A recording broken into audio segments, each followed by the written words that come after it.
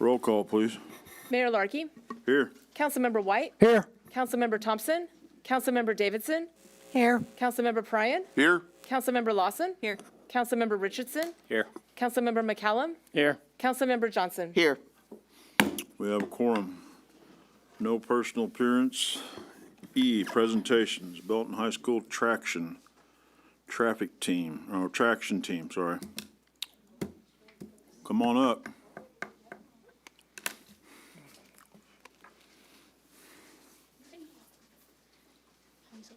So how do we turn this on?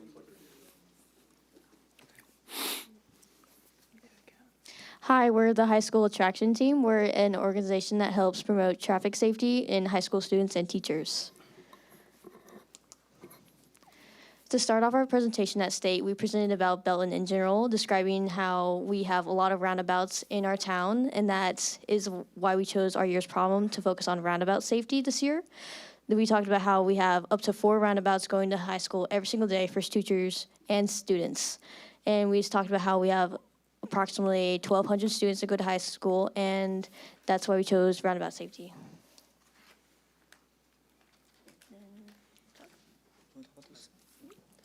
Okay, so our. Okay. Bring that up. There you go. Okay. So our problem indication this year, students at Belton High School have insufficient education about navigating roundabouts.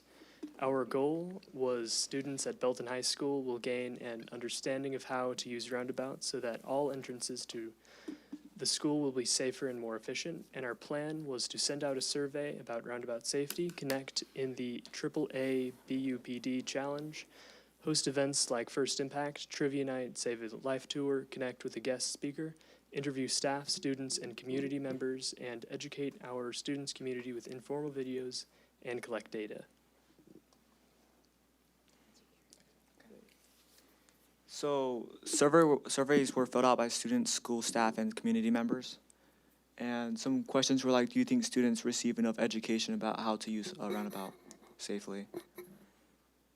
The overall data show that most drivers feel confident navigating a roundabout, but still believe that students are not receiving enough information or education to properly use roundabouts. Although the majority have had no problems with roundabouts, there's still a significant amount of people who have.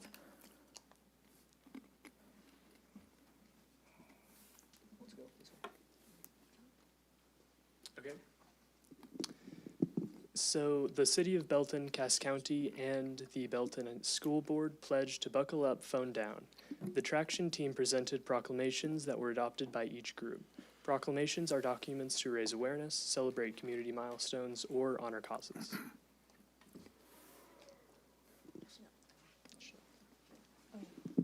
So during lunch, we spoke with students about driver safety, and our goal was to educate them about not only roundabouts, but overall like driving safety and how they can prevent being distracted on the road. Then students took a pledge. They wrote down on a petition that they would put their phones down and always wear a seatbelt while driving. We then handed out stickers to our community and students once they took the pledge. And then these are some vehicles that have the phone down, buckle up stickers.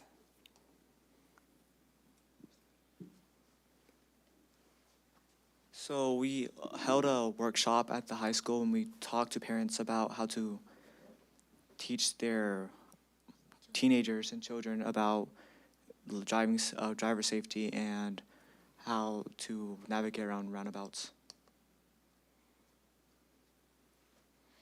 The Safety Traffic Garden was an activity we did at Kentucky Trails Elementary School in the past summer. This is where we taught children like basic traffic rules. We gave them scooters or bikes to drive around on a taped out just city. So it had roundabouts in it, it had stop signs, it had yield signs, just to teach them basically how, just get a basic foundation of how traffic works before they actually get out to on the road in high school. And this is a roundabout we made partnering with our high school's robotics team. These are small outreach robots we use at festivals like Carry Nation Days or Fall Fest that you guys might recognize. We recorded a video demonstrating how to effectively drive through a roundabout and how to incorrectly drive through a roundabout.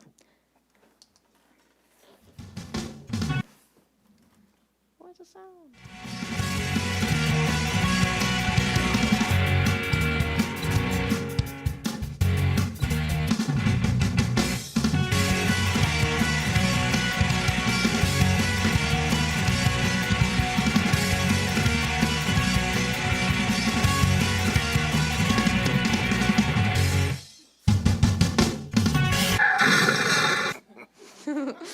That was our video that we created. Every day. So we interviewed a few of our teachers, and we asked them and students, and we asked them some questions. Okay. So yeah, we used these clips and created a video that was shown to each advisory in our school. And we asked them some questions. We said things like, how safe would you feel navigating around a roundabout as a pedestrian rather than a driver?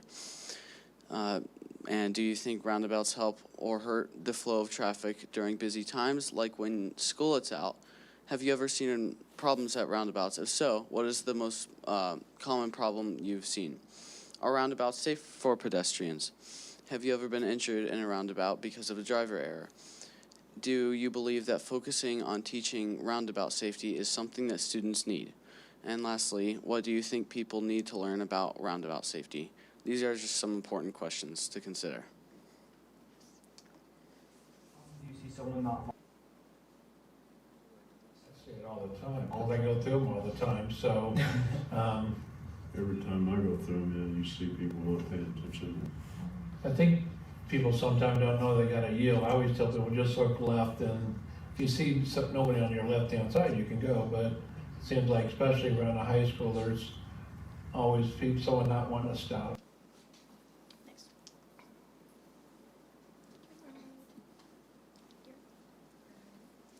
Trivia Night is an event sponsored by Belton Cares, a community coalition to raise funds to sponsor a safe after-grad event. One of the trivia categories at this event included information about roadway safety. MCRS KC traditionally sponsored a table. This year, the traction team, along with other high school students, filled this table.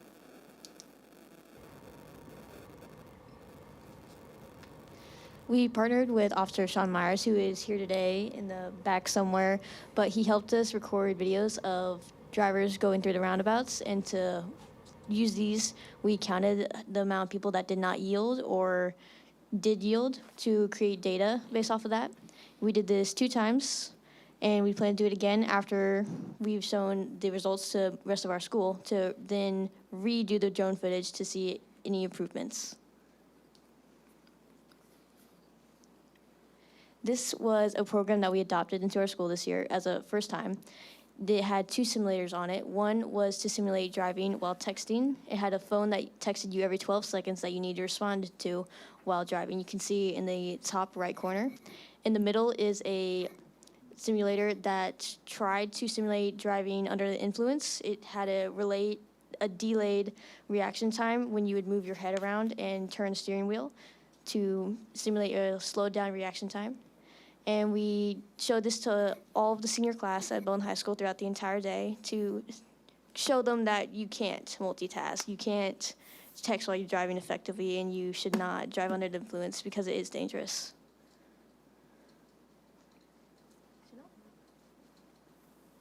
So in addition to that, we had a motivational speaker. Her name was Kara Filler. She came all the way to Belton from Oregon, and she spoke to the junior and senior class about her story and how her sister was affected by a car crash, and that really just inspired her to do like talking around schools and other events to at least let students know, like, this is real. It's not something, it can happen to anyone, you know. And I mean, she had a pretty big impact on our school. Our school was attentive, they were listening, she was encouraging, and we enjoyed having her over. And lastly, what's next is the rest of our program this year to help teach our community. We'll have our presentation here today is one of our goals. We'll do more drone videos. We'll send out post surveys to see if people improved over the course of this last year, and just more things to come.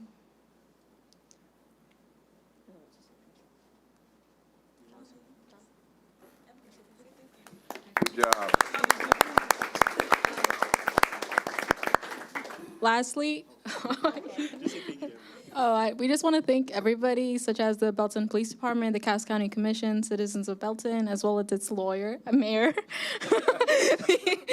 VHS, and the sponsors and mentors of Traction, such as Civitello, Crucia, Officer Myers, and Mary Cummings. And then our presentation is over, but we do want your guys' inputs for what you think we should do this next summer on like a new issue in Belton that we should focus on regarding traffic. Go ahead. Well, I just want to thank you for this particular presentation. I Yes. was hit by someone going through a roundabout. And so I know personally that, sorry, Mayor. I know, it wasn't the mayor, though. So I know personally what it's like, and so I thank you for taking that up. Yes. Anybody else? Go ahead. I do have a suggestion for next year. You could teach the mayor how to drive down Main Street without getting T-boned. Oh. Yeah, I'm still feeling that one. If we have a suggestion for you, say a week or a month from now or whatever, even when, school's about to be out, how do we, get a hold of Mr. Myers back there? I saw him raise his hand. Yeah, He knew where Officer my question was Myers. going. All right, Or Mary Cummings would be fine. perfect. Thank you, guys. We do need it by end of July, because that's when our Traction State Conference is. Ah, gotcha. So you have some time. Okay, thank you. Thank you. Mr. Mayor, Go ahead. might I suggest pedestrian safety is always a good topic, especially around this city. Around the roundabout, Around where everything. I almost got hit by a dump truck. You're being awful needy tonight. Wow. Anybody else? All right, if you come up with something, get it to Officer Myers or Mary Cummins. Thanks again, guys. Thank you. Thank you. job. Thank Thank you.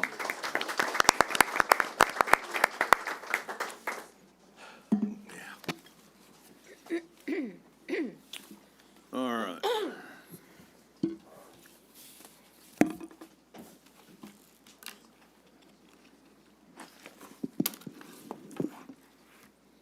So this is probably the longest proclamation that we've had to read.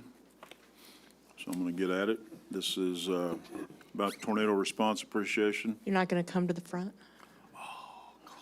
Timed out. No, I'm not. Okay. Because it's 2 pages, and I don't want it to hold, unless you come up and hold my microphone for me. All right, so whereas on April 7th, 2026, an EF1 tornado with peak winds of 110 miles an hour struck the city of Belton, causing damage, destroying homes, and disrupting lives and residents. And whereas first responders, fire, police, EMS, emergency management, public works personnel acted with bravery, professionalism, and dedication to protecting lives and property. And whereas local agencies, volunteers, neighboring communities, and utility crews provided immediate support, assisting with debris removal, restoring essential services, and bringing comfort and hope to those affected. And whereas individual recognition is due for the following fire department employees for going above and beyond the call of duty: Austin Anderson, Chris Beal, Cody Gillenwater, Logan Harrison, Brenda Hooper, Brittany Smith, Lucas Gibson, oh, wait a minute, sorry, Hooper, I screwed all that up. Chris Bill, Maddie Blankenship, Will Dowdy, Cooper Forsythe, Dave Michael, Dustin Miller, Ben Newell, Jason Oakley, Jeremy Rosacat, Jordan Goddard, Reese Teal, Robert Van Bors, Chad Wright, Todd Yowie, and Chief John Sapp. And whereas individual recognition is due to the following police department employees for going above and beyond the call of duty: Steve Bechtel, Crystal Bill, Cody Gillenwater, Logan Harrison, Brendan Hooper, Brittany Smith, Lucas Gibson, Ted Hilton, Sarah Poole, Scott Schaffner, Savannah Trout, Dylan Cheatham, A.J. Haas, Colin Dunning, Tim Vogel, Pat Hepner, Sean Myers, Ali Abdelgawad, Dan Davis, James Hosh, and Chief James Scott Lyons. And whereas individual recognition is due to the following dispatch employees for going above and beyond the call of duty: Madison Janish, Kinsey Fiddler, Lillian Seward, and Supervisor Carla Wills. And whereas individual recognition is due to the following public works employees for going above and beyond the call of duty: Brandon Anderson, Todd Bell, Eric Bidwell, Sean Bullock, Matt Butterfield, Michael Cotton, Micah Floyd, Jesus Garcia, Joe Don Harrell, Jeffrey Jones, Roger Lady, Pablo Marquez, Travis McAuliffe, Paul Rush, Jackson Schmidt, Dallas Schools, Chase Stoltz, Sean Turner, John Walsh, Newt Wilson, Dakota Wirtz, Matthew Wilson, Clayton Turnbow, and Assistant City Manager and Public Works Director Greg Rokos.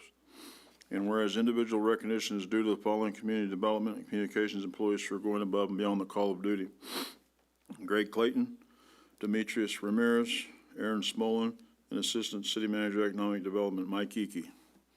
And whereas individual recognition is due to Emergency Management Director Claire Keenan for above and beyond the call of duty. And whereas special recognition is due to the following businesses, churches, and organizations for going above and beyond the call of duty. And I know we're going to miss a lot of them that we don't have on here, but we do thank everybody. Heart and Hand Ministry, Missouri Baptist Disaster Relief, United in Christ, Life Quest Church, 816 Barbecue, Scooters, Coffee, Jose Peppers, Hy-Vee, Big Daddy Donuts, Belton and Raymore Starbucks, American Red Cross, MA's Disposal, Lanona's Restaurant, Quilted Cow and Raymore, and local Boy Scouts. And whereas specific recognition is due to the following agencies for going above and beyond the call of duty: Cass County Sheriff's Office, Raymore Police Department, and the City of Olathe. Whereas the coordinated efforts of all involved exemplify the highest standards of public service and reflect the strong spirit of corporate cooperation that defines the City of Belton community. Now therefore, I, Norman K. Larkey, Senior Mayor of the City of Belton, Missouri, do hereby extend my deepest gratitude and appreciation to all first responders, volunteers, and support agencies for their courageous actions and invaluable assistance during the tornado response of April 17, 2026. Furthermore, I urge all residents to recognize the selflessness and dedication of those individuals who place themselves in harm's way in our community in the time of need.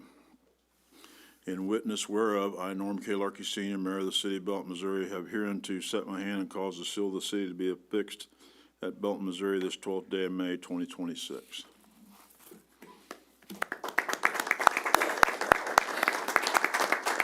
So,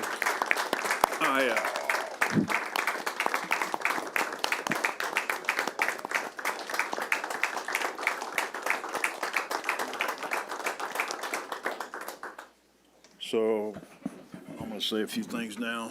I guess I can wait, but I'll say it now. Again, just thanks everybody. We got so lucky. It could have been so much worse. I always knew it was just a matter of when one would hit here, not if. I just always knew it mattered when. So, but thanks to everybody involved, and I know we missed people, but thanks to everybody. And I had people come up to me. I had one business owner come up to me and give me like 40 gift cards, $25 a piece for people to go get something to eat at a restaurant. So she just said, hand them to whoever needs them. So stuff like that just made me appreciate being the mayor of the city and that the citizens just came together in our time of need. So thanks, everybody. All right. Proclamation Public Service Recognition Week.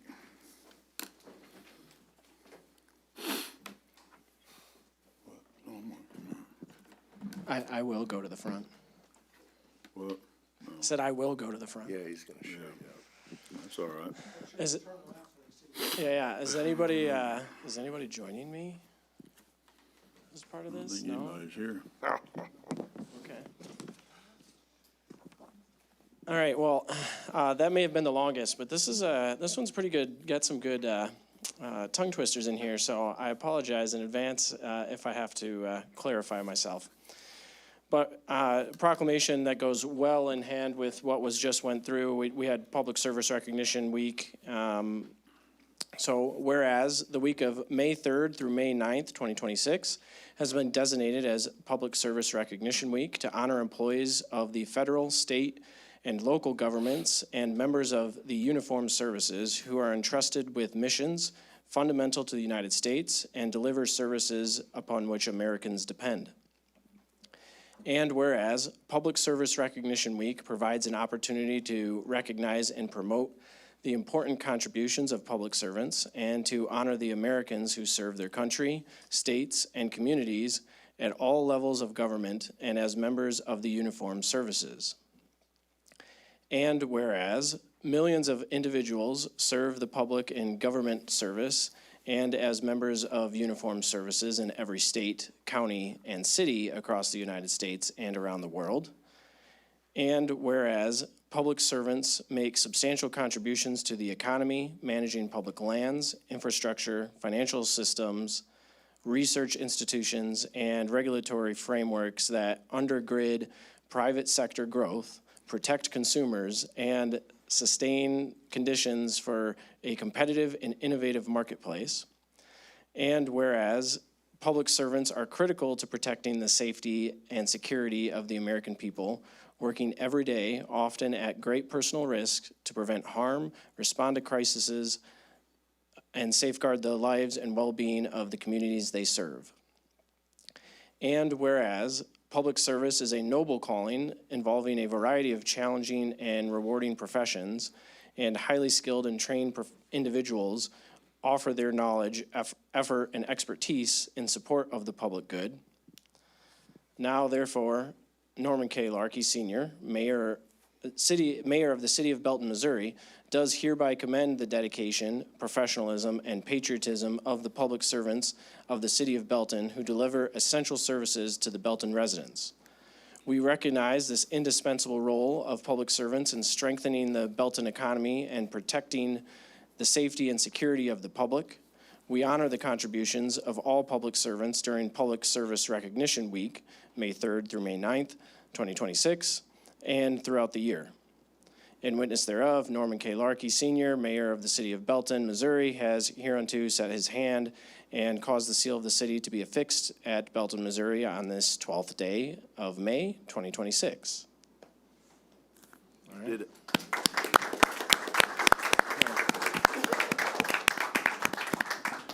Mr. Mayor, if you may, I think we'd like to get a picture of all the staff and the council at this point. Would be as good a time as any. That works for me. Just get to stand up, right? Yeah. I would say come back here, let all them go there. I don't know if they'll be seen.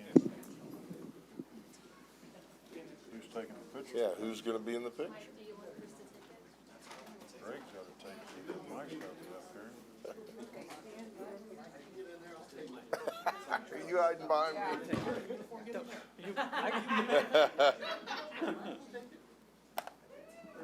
Get Mary to take it. There we go. The fire marshal didn't. All right,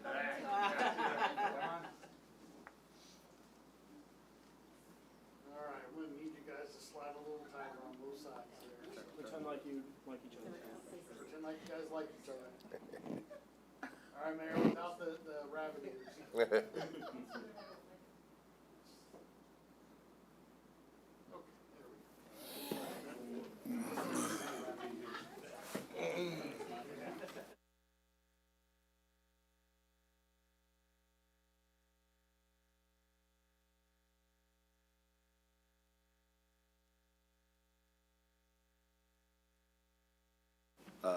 For the emergency response. She handed it. Oh. All right, where we at? F, unfinished business. 1, motion approving the final reading of Bill 2026-19. An ordinance amending Chapter 4, Animals, and Appendix A, Schedule of Fees and Charges of the Code of Ordinances to improve public safety. Present. Second. We have a motion and a second. Any discussion? Hearing none, roll call. Councilmember Lawson? Aye. Johnson? Aye. White? Aye. Richardson? Aye. Davidson? Yes. Pryan? Aye. McCallum? Aye. Mayor Larkey. Aye. Motion passes. 2, motion approving final reading of Bill 2026-20. An ordinance approving the Belton, Missouri Police Department Municipal Jail 2026 housing contract for inmates of the Grandview, Missouri Police Department. Present. Second. We have a motion and a second. Any discussion? Hearing none, roll call. Councilmember Pryan, Aye. Davidson, Yes. White, Aye. Johnson, Aye. McCallum, Aye. Lawson, Aye. Mayor Larky, Aye. Richardson. Aye. Motion passes. Item 3, motion approving final reading of Bill 2026-21. An ordinance approving the Belton, Missouri Police Department Municipal Jail 2026 housing contract for inmates of the Peculiar Missouri Police Department. Present. Second. Motion and a second. Any discussion? Hearing none, roll call. Mayor Larky, Aye. Councilmember Johnson, Aye. Pryan, Aye. White, Aye. Richardson, Aye. McCallum, Aye. Lawson, Aye. Davidson. Yes. Motion passes. G, new business. Motion approving the first reading of Bill 2026-22. An ordinance approving a final plat for Jim's Muffler, a one-lot subdivision on .44 more or less acres located at 903 North Scott Avenue in the city of Belton, Missouri. Present. Second. We have a motion and a second. You're up, sir. Thank you, Mayor and Council. Before this evening is a final plat for Jim's Muffler located at 903 North Scott. The owner acquired a 50-foot remnant strip of property from Quick Trip that's adjacent to the Marquee Parkway extension to the south of their previous property. And they have received approval from the Planning Commission to expand their parking lot on the south side of their existing auto repair shop. This final plat combines the two parcels into a single lot to accommodate that expansion. The Planning Commission reviewed the final plat on April 21st and recommended approval, and staff also recommends approval, and I'm happy to answer any questions. Any questions? Go ahead. Just a clarification on the enclosure of the dumpster, because there's a reference that they were going to do some sort of a mobile enclosure. Is it going to be a permanent enclosure or something else? So they don't have, there's really no good space on the site for that. So they will have, it's still mobile, but it's completely screened. So it's able to be moved if needed. Thank you. Anybody else? Go ahead. And just to, I know we had a work session on this. Actually, speaking of, that's, I guess, where my question's going. Anything substantially different from what was previously discussed during that work session? No, everything that was previously presented was the same as what was approved by Planning Commission. So ultimately, this is just to get a local business that's doing well and wanting to expand some property and allowing them to make that happen. Yep. Anybody else? Hearing none, all in favor? Aye. Any opposed? Motion passes.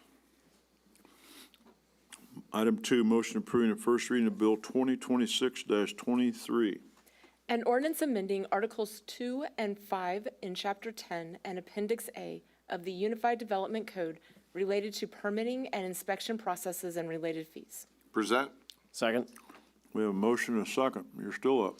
Yep, thank you, Mayor and Council. This is for the UDC text amendments related to permitting processes, penalties, and inspections.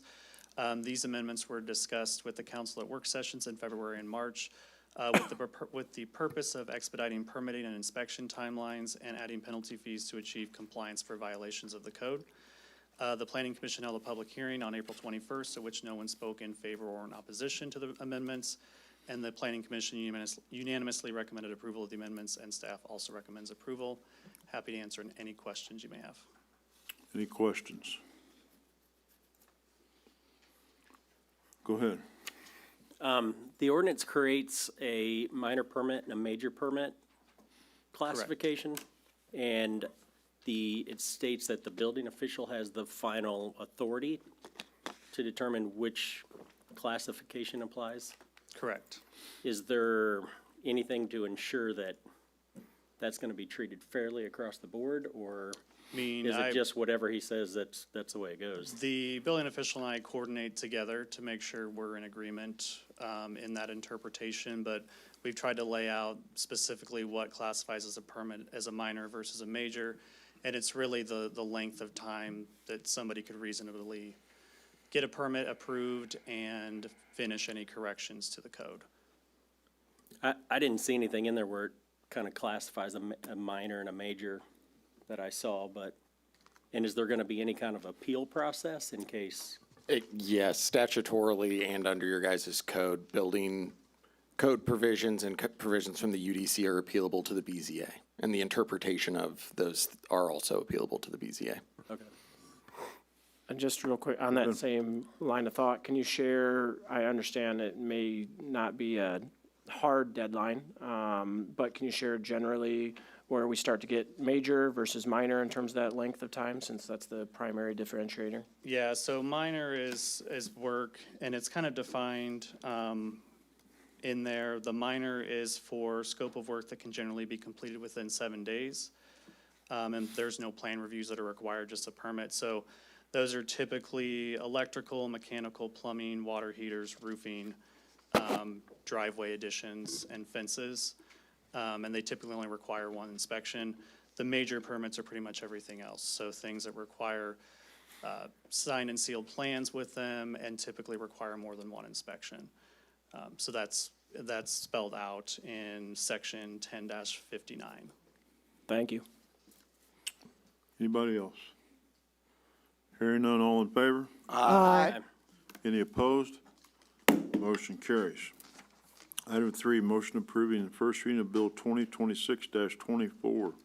An ordinance amending Appendix B Traffic Schedules, Table 6, No Parking Zones of the Code of Ordinances of the City of Belton, Missouri, to establish certain no parking zones. Present. Second. We have a motion in a couple seconds. You're up, sir. Tonight in front of you is the language that we came out of the work session in regards to. It would be Wilbur Parish Circle, the cul-de-sac that was outlined in the diagram from last week. And then the south side of the intersection, from the intersection to 15 feet on Wilbur Parish Circle, which would be that south side. So vehicles at the stop sign trying to turn back out onto North Scott could look to the northbound traffic and see it. And so there is alternative language, if you so choose, that we calculated out if you want to extend it from that area right there where people would stop on and be able to look southbound. If you extended it south side from 65 feet to 78 feet, that would encompass the mailboxes on that street, which two of the owners on that street said that they would like to have no parking in front of those if you so choose the alternative language to add. Any questions? Go ahead. I was gonna make a motion to amend it to the 78 feet. You gotta be able to get your mail.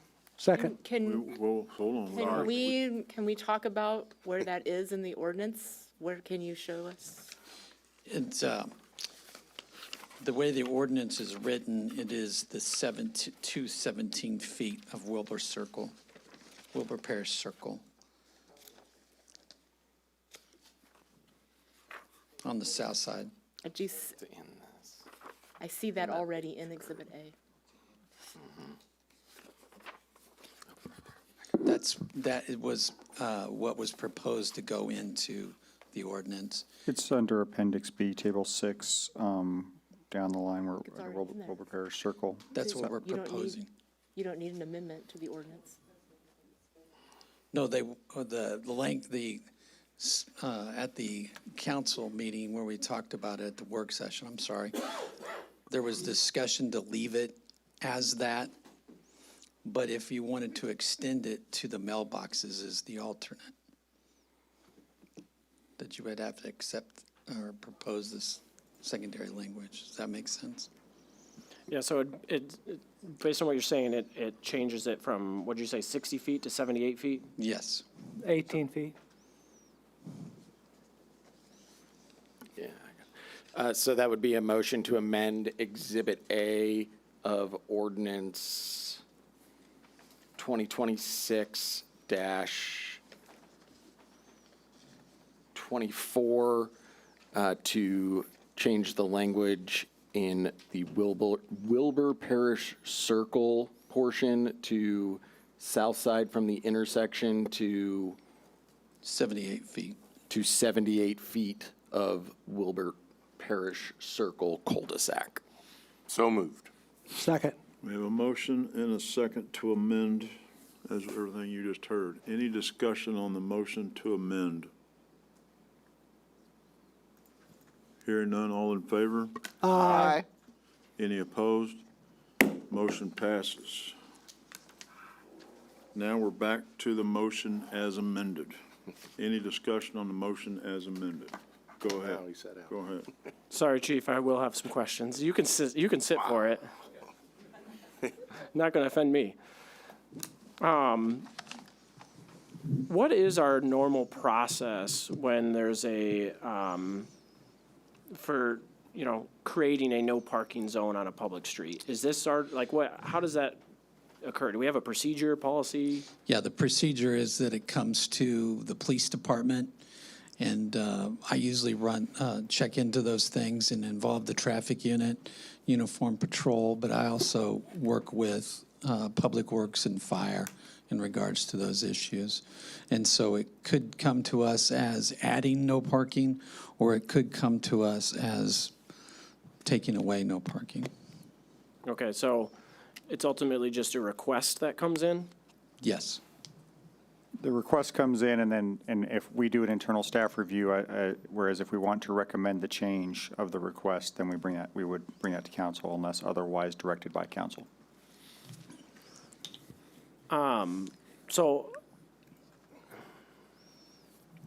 And help me understand, you said maybe up to, if I remember correctly, you said maybe up to a dozen times a year that the BPD is currently getting called to come out to that area to potentially have help with moving vehicles. Yes. Why is that? If it's a public street, are they not allowed to park there now then? They're allowed to park on the street anywhere, and those vehicles were taking up not only that area, but they were taking up the cul-de-sac. And when delivery trucks were trying to deliver products on that street, whether it be for Cox Air or the other stores, they're having a hard time getting down that street because of the parking, especially in the cul-de-sac, because the semi-trucks trying to deliver like steel and other supplies, they have to make the roundabout and then back up, and some of those vehicles are hindering that. And so they do work with each other, but sometimes there are vehicles there that they can't find the owners to move them around, and it's become more and more of an issue as the businesses have turned over. I guess what I'm having a hard time struggling with here, if somebody is legally parked on a street somewhere, what do we do about that? You know what I mean? This is the remedy. I mean, there are a myriad of issues why, there's no standard, I guess. I think you're trying to get at is what's the standard? There's not a standard. It depends on the situation of the street, depends on, residential, commercial. We get requests for a myriad of reasons. Some make a lot of sense and some make you scratch your head. Yeah, but before I go there, I'm just trying to understand what role we play. If somebody's parked, residential, commercial, I don't know if it matters in my opinion. If somebody's parked on a street legally somewhere, like in front of their house, and it is not a no parking zone, so they can be there, but the neighbor wants them gone because they're trying to, bring a trailer in to do some yard work or something, why do we get involved in that? That's what this kind of feels like to me, is that we're getting involved in a matter that's not necessarily ours. It's not unusual for a city to make an area either parking or no parking, parking allowed where there's no parking before, or to not allow parking when there was, because of the way circumstances roll out. Circumstances can change. And so I think what you've got here, for instance, is this tight area, a number of businesses trying to utilize the same tight area when it comes to a public street, and not enough space for everybody, for all their employees, depending on the businesses. And so, it's kind of a cherry-picked, this is a specific solution for this specific incident. The other thing I would say from the point of view of the police department, this falls under the category of community-oriented policing, where we deal with quality of life issues. And sometimes there's not always a hard line in regards to something that is allowable or prohibitive, but we try to get in there and we try to look and see if we can solve problems before they become reoccurring problems. And in this case, if we solve it correctly, we won't be going back on that block half a dozen to a dozen times a year trying to help out with parking.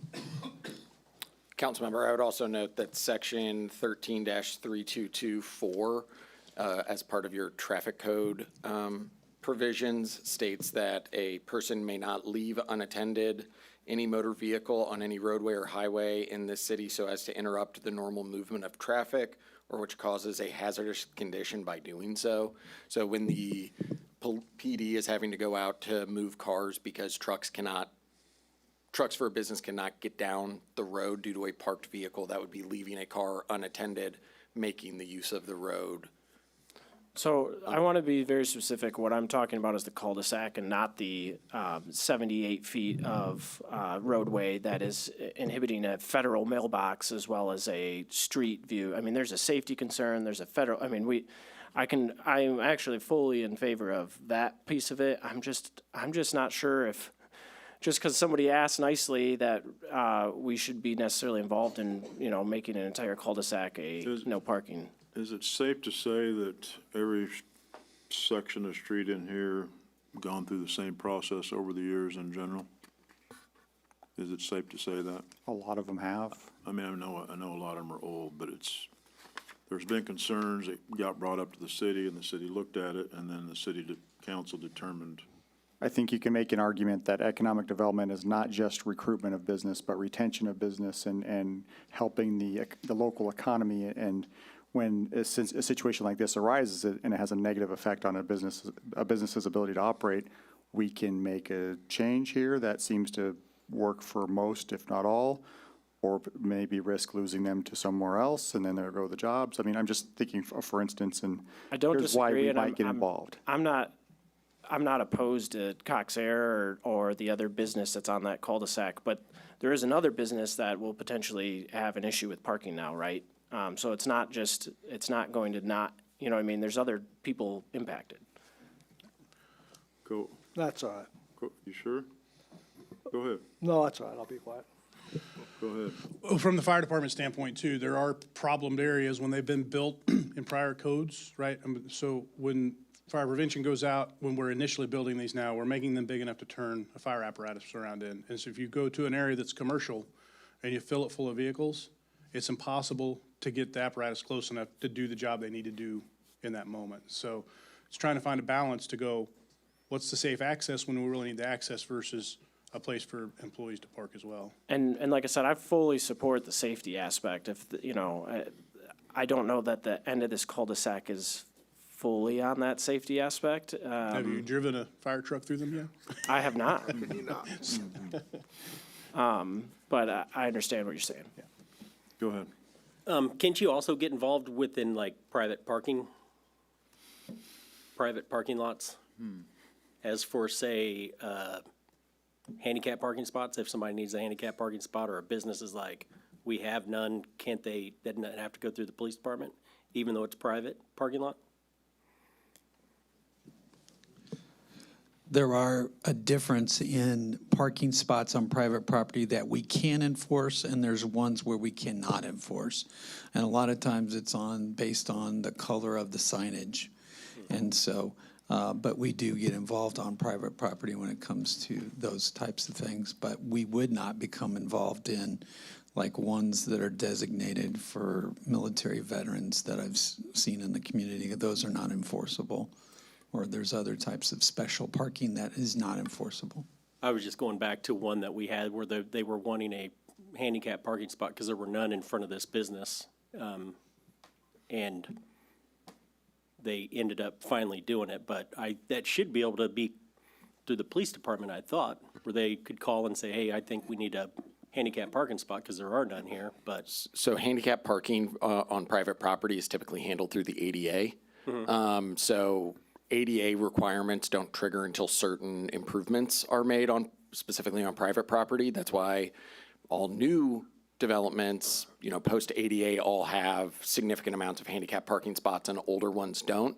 If an older business were to for some reason construct a new parking lot, then they would have to bring it up to ADA compliance, but, some of the gravel lots, stuff like that, older lots, it's difficult to make an argument that ADA has been triggered. Okay. I just want to clarify, and I know Chief just stepped back there, but maybe, I don't recall hearing about there being a safety concern for a fire apparatus during the first discussion. Is that part of this as well? Because, basically what I've heard is getting semi-trucks with steel moved around. That was the primary reason the complaint came in. I probably didn't bring it up in my presentation, but like I said before, when I get these requests, I check with the fire department and Public Works. That was a concern that Chief Sapp brought up. Okay, so that is, part of this request is that concern. Yes. Well, I'm going to take advantage to be able to point out any time we're having a problem. So I wasn't originally involved in that, but he did have a brief discussion. And so if you're thinking about an 18-wheeler not getting through, if they're not getting through, we're not either. Okay. Yeah, so when we can address them, it's always great. We'll. Well, again, originally how it was presented was not that they couldn't get through per se. It was more that they got down there and then couldn't turn around and back in, right, to do the steel. That was the primary thing. So, okay. You sure you don't have none? Anybody else? Hearing none on the motion as amended. All in favor? Aye. Any opposed? Motion passes.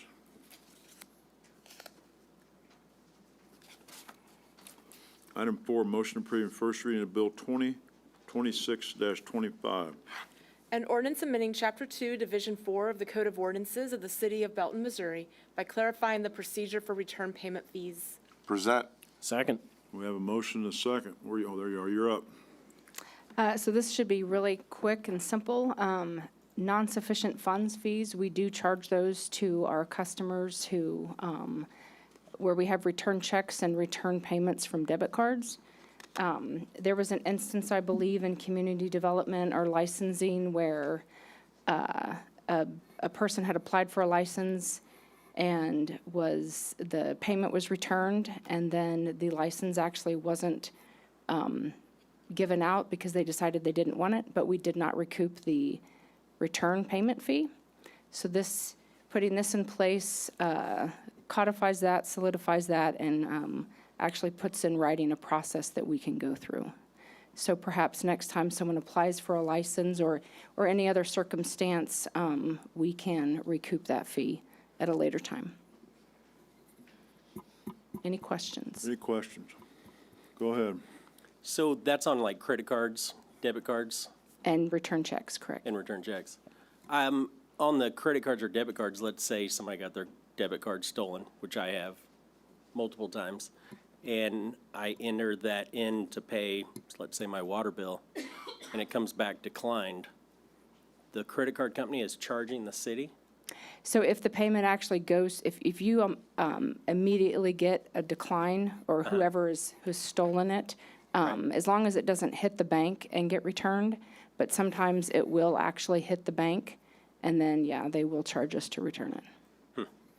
I know we'd use credit cards quite a bit at our business, and I've never had a return fee if the credit card didn't go through, so. It's usually not credit cards, it's usually debit cards. Or debit cards, yeah. Yeah, our payment processor charges us for that.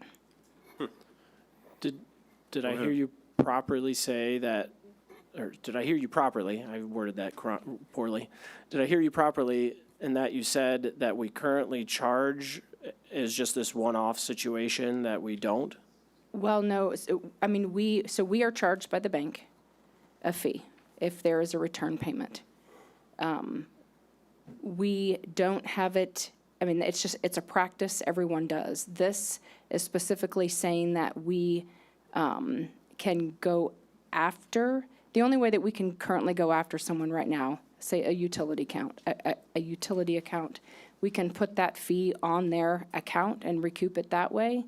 If they don't come back to the city and do business, and there's no way we can recoup that fee unless they come back, and then we can at that time. But it is a fee that that we are charged So we're talking about kind of two separate things. When you have a reoccurring expense, water, reoccurring every month, that's different than when you have someone who came in and asked for a license and then didn't use it and didn't pay for it. Those are two separate kind of things, correct? Yes, two separate type of transactions, yes. So one is reoccurring, so you could automatically put it on their bill. That's correct. And the other one, you just get stuck because they're not around. Right. Okay.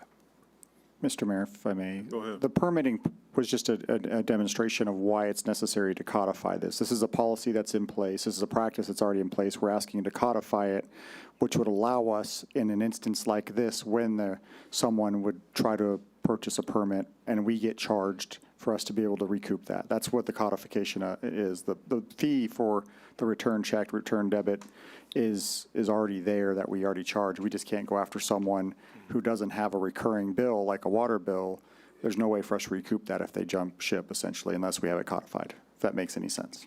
And we're not sending Patrick after a $20 fee, that's not. Go ahead. Either one of you. How often does this occur, would we guess?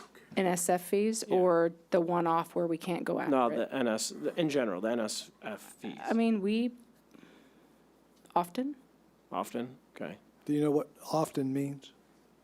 it's a daily thing, I would say. I mean, there are returns daily. Okay. We have returns daily. Is that, so that includes water, utility, all that stuff is, I mean, I would definitely mostly deal with water. I don't know about golf or parks. I don't get in-depth with that, but I'm going to assume that they might have some. and I heard you say that this is a fairly common practice to charge the customer for that. Oh, yes, I don't know a business that wouldn't. Yeah, and I agree. I mean, that's not a surprise to me, but I guess when it comes to specifically something like water, where is a, bit of a necessity for life, is there not, I mean, to your point, we don't go after, we're not going to try and hunt someone down over a $20 fee, but I guess,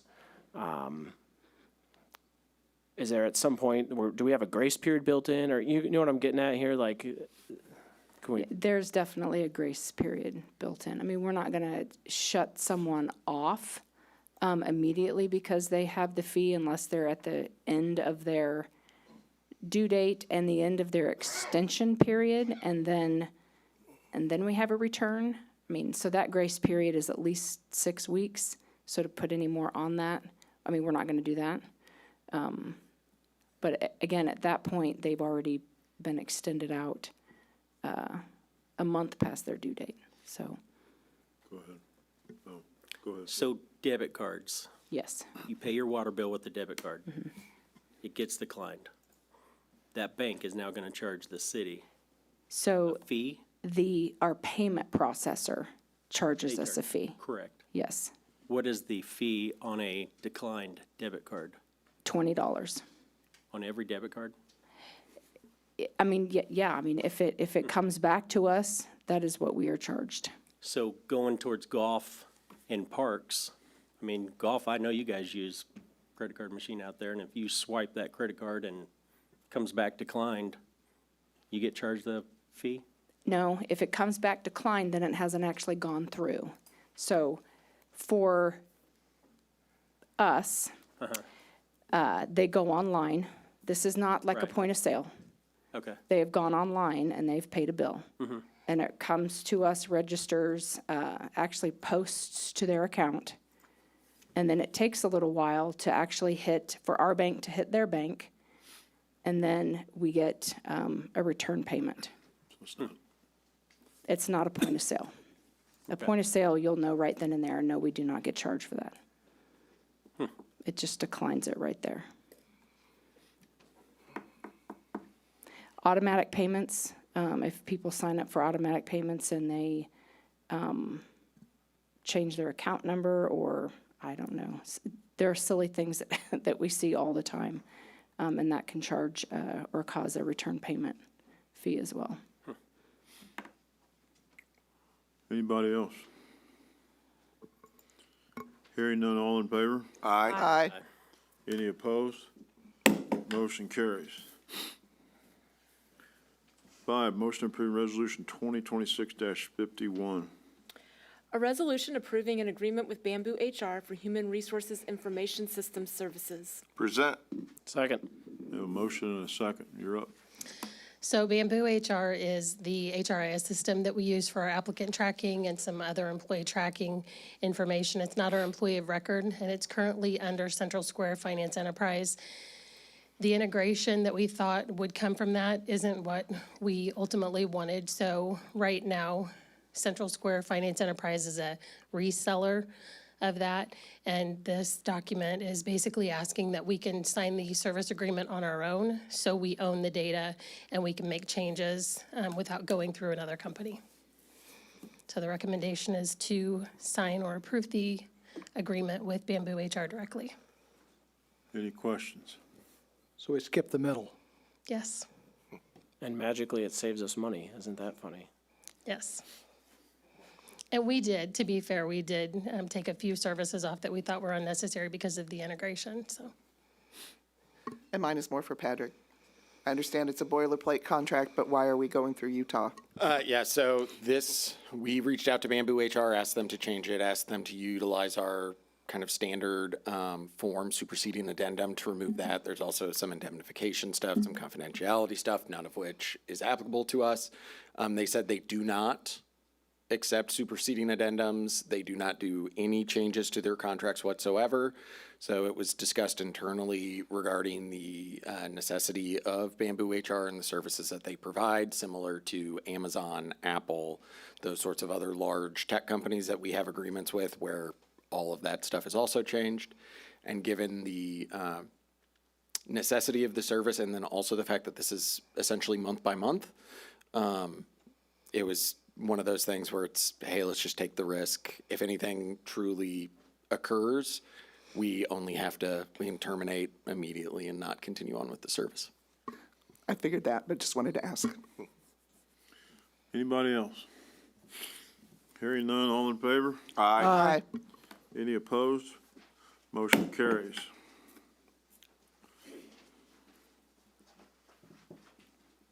H, consent agenda, one motion, non-debatable, to approve the recommendations noted. Any member of the council may ask for an item to be taken from the consent agenda for discussion and separate action. Present. Second. The motion is second. Any discussion? Hearing none, all in favor? Aye. Any opposed? Motion carries. Reports and information, communicate from City Council. Councilmember Johnson.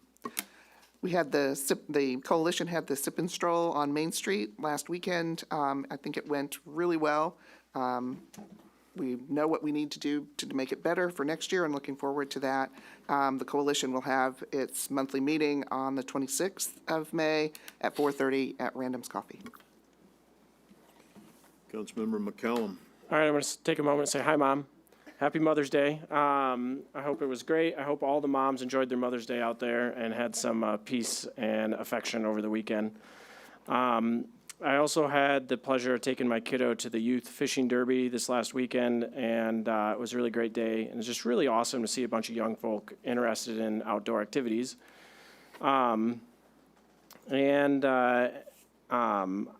I wanted to, this is Public Works and Public Works adjacent. I wanted to just say, I took some time to stop by our ongoing road projects, and it's just great to see the progress, and they're all seem to be moving along very quickly, so just excited about that. Of course, I have some updates from parks. Summer camp registration is still underway, and that's for kids 5 to 13 and goes from June 1st to August 7th. Upcoming events, the outdoor water park planned opening is May 23rd, assuming there's no bad weather like there was last year, so that'll hopefully go well. And then Carrie Nation Days is May 29th and 30th, and remember, there's a drone show and concerts and a lot of stuff for the families to do. And then June 20th is the Hatchet Granny Disc Golf Tournament. That registration is currently open. And I Of course, want to remind everybody, our farmer's market did start last week and will continue every Thursday, starting at 4 p.m. So check that out. That's everything I have. Councilmember Richardson. I've received quite a few calls about some people camping in doorways of places, and I guess there's nothing we can do about this. And I would like to, I mean, if they're camping in a doorway of a business, and that's the only ADA accessible entrance, I would feel like there's something we could do about it, but I would like to see if we could consider some way of possibly an ordinance or something to come up with to prevent that, so we don't have that all over town. Because I got business owners calling me saying, I got people afraid to come into our business, so I don't know if there's anything we can consider, but I would appreciate if we could. If it is on private property and it's the private property owner of the business that has called you, have them call potentially PD. That would be trespassing at that point, since it's on private property. If it is on sidewalks, we do have some provisions regarding that. If it is on private property and is being permitted, I guess, by the owner, that's where we get into a little bit of a trickier situation and trying to craft something that would act to regulate that while avoiding regulating, say, Councilmember McCollum setting up a tent in his backyard with his sons or something is kind of the tricky part. So if a person's living there for, say, a month or so, didn't the U.S. Supreme Court come? So that's on public property, and I don't know if this is public. I think if it is on private property, that business owner and that property owner does have the right to say that you cannot come here, you need to leave, this is trespass. That is 100% okay, and our current code does have provisions related to, for example, camping on park grounds, limitations on that. So it's only public property, no private? Well, so this is on public property? No, it's private property. So private property that, again, trying to draft something that would stop somebody from camping or sleeping on a front porch or something like that, while also not then swallowing the whole, again, kids camping in their backyard, could be something different. Obviously, I don't know the whole facts and circumstances of how long they've been there, but again, if this is a person sleeping on somebody else's private property that they do not want them on, they can contact PD for trespass. Okay. Okay. Go ahead.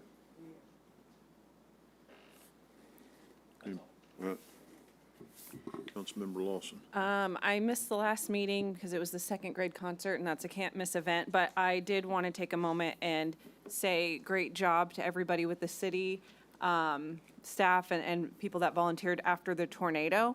Like the mayor said, it kind of wasn't a question of if, but when, and I don't know a time in Belton history where we would have been as prepared and responded as well and completely as we did. So it was nice to hear the proclamation and the names called out specifically. Those are folks that, I know some of them, and they're kind of the best Belton has to offer, and that's really what makes this place great, is the people taking care of each other, and we saw it in full force. So thank you all so much. Councilmember Prime. It is also National Police Week, so thank you to all the Belton PD for all you do for us and policemen everywhere, especially Officer Myers, who protects us every week. Yeah, when he shows up. Remember, I'm the nice one. Councilmember Davidson. I attended Cinco de Mayo, and it was kind of a nice, it was a perfect day. The weather was great. It was scaled back, but it was still, everybody enjoyed themselves. Hopefully next year it'll be back with the dancers. Member White. Thank you. I just want to say thank you to all the employees of the city, and what a great job they do. They showed up all the time, so thank you. I have nothing. City Manager. Mr. Mayor, I want to take 1 second and call attention to the T-shirts everybody's wearing. We just took the picture. We had the proclamation for Public Service Week, or Recognition Week. But on the back of these T-shirts, you will see an acronym, HEART, Heart for Belton. The acronym stands for Honesty, Excellence, Accountability, Respect, and Teamwork, and those were each identified as our values, our operating and behavioral values, and with each of those words, there's a description that goes with them, and we'll have, that stuff's available online, and we're utilizing it throughout our organization, but that essentially came from a process that included about half of the full-time employees here at the city. And so the idea is that, the Belton Advantage is that we empower our employees to act as leaders at all levels of the organization. And we literally took input and feedback and curation from all levels of our organization to create these behavioral and operational values. And so we wanted to show them off. That's why they're on the T-shirts. That's why we gave them all to you. And so I just wanted to call attention to that. And then in addition to that, Memorial Day, May 25th, City Hall Annex offices will be closed. That's it. All right. M, items for review, discussion. 1, emergency management update.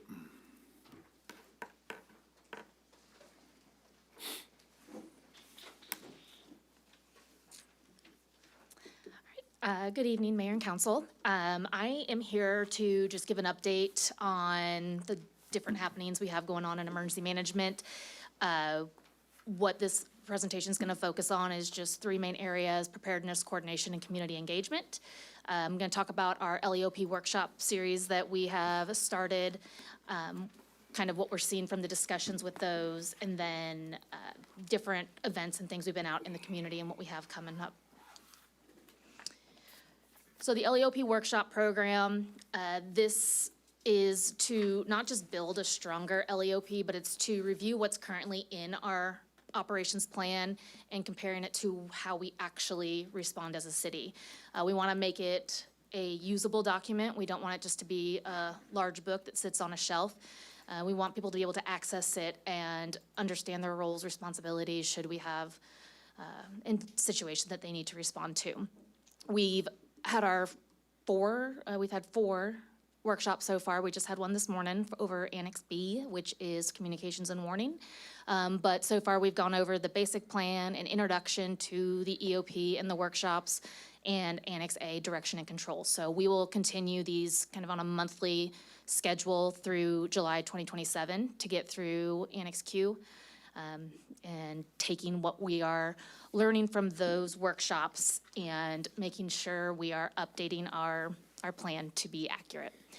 These are not lecture-based workshops. They are discussion-based, designed to talk through what's there, what people are seeing, what questions and ideas people have.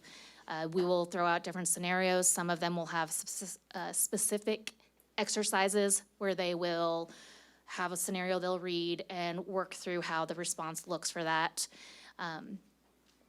We clarify the roles, responsibilities, what those coordination points are. We talk about communication flow. And then at the end and really throughout it, we're capturing gaps that are there and that are identified, answering questions, and then conducting follow-up actions.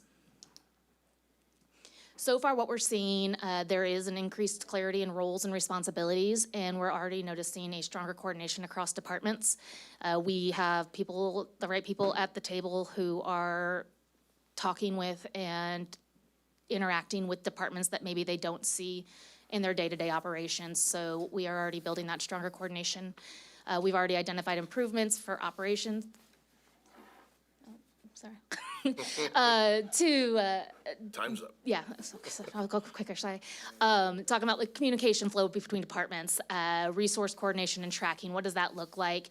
Notification, decision-making, timing, and then building the confidence in the response. I think even after this last incident and this last event with the tornado came through, we're still learning, and there's things from that now that we are having brought up in these discussions on maybe wouldn't have gotten brought up because we hadn't been through something where our plan had to be put into play.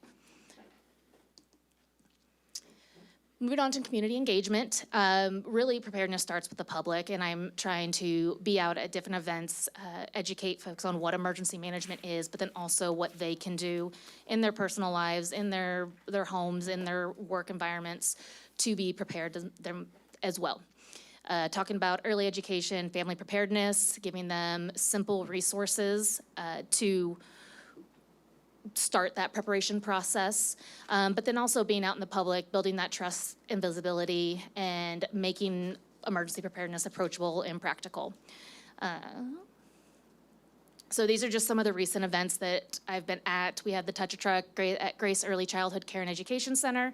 This is the second year I was out at that. It was great. People stop by, they'd be like, we don't know what this truck is. And so I'd stop and explain kind of what emergency management is. I'd show them we have, different equipment, saws or chainsaws and cots, things like that in the truck that we can kind of talk through what the purpose of those things are. And then Old Navy Safety Day. This is a national event that Old Navy's put on and have their different locations set up.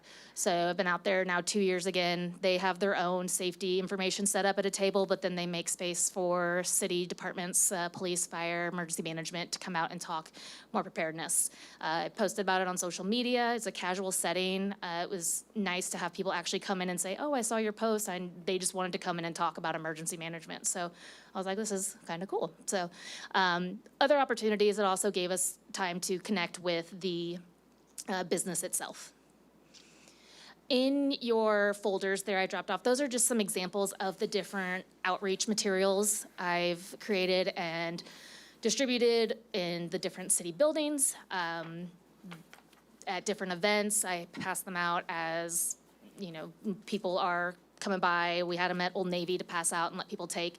That Stay Belton Ready postcard on the back there allows people to scan that QR code and sign up to be on a distribution list for emergency management updates, newsletters, things like that. They'll also give them access or guides to sign up for the mass notification system.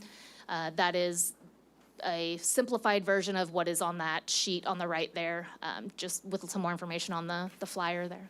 And the Emergency Preparedness Guidebook is something that is provided to us by Mid-America Regional Council. It is a coordinated effort by emergency managers to update that every 4 years. So these are the newest updates of 2025, but they're great, they're small, they're easy to throw in bags, in junk drawers, and having multiples around.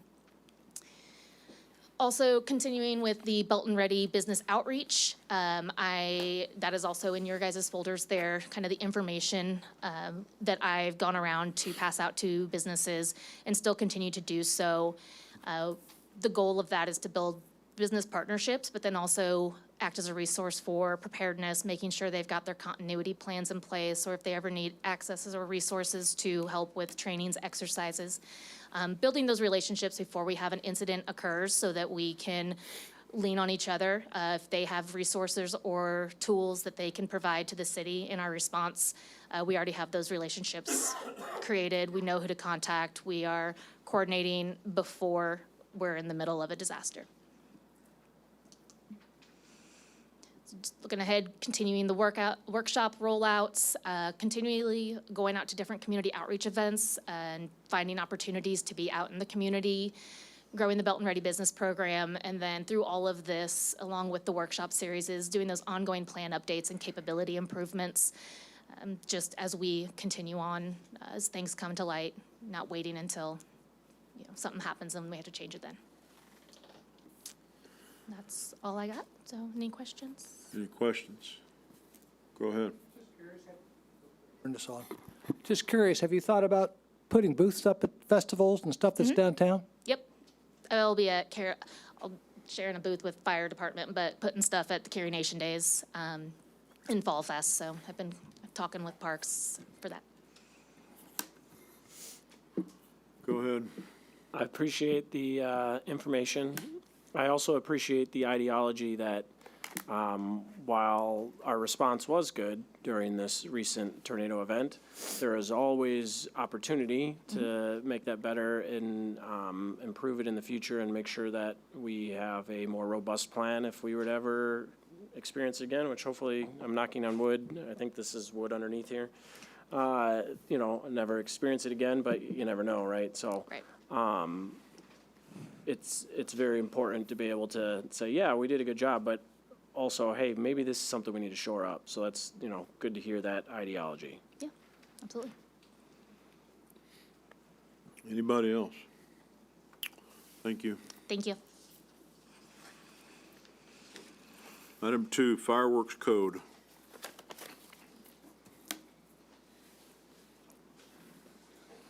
Are you going to give him a time limit? Well, I only made 6 slides, so it should go fairly quick. All right, so. There we go. Oh, that's cool. Oh, Pretty, very isn't it? pretty. Whoa. Very They like pretty. You're already winning. Best slide of the year. So I was asked to look into the fireworks ordinance, the way it currently sets, to see if it was time to add another fireworks sales site. And that's really all we're talking about today, is fireworks sales and the permits to do that. The current ordinance lacks some clarity in the license per population requirements.